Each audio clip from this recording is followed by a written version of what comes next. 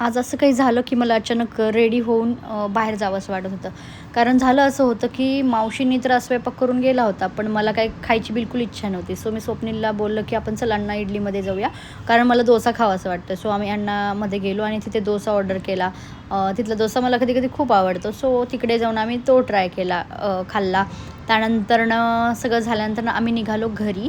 घरी गेल्यानंतर चिकूची पण झोप झाली होती. चिकूला फ्रेश केलं, फ्रेश करून तिला बाहेर फिरवण्यासाठी नेलं. पण चिकूचा काय प्रॉब्लेम आहे काय माहिती, ती फोर व्हीलरमध्ये शांत बसणारच नाही. कदाचित तिला खूप मस्ती करावीशी वाटते. तिला तर रस्ता पाहिजे असतो मोकळा. सो तिला फोर व्हीलरमध्ये नेणं म्हणजे खूप कष्टाचं काम आहे. त्यानंतर घरी आल्यावरती समजलं की हा नळ तर थोडासा लीक होतोय, तर पाणी जास्तच गळलं.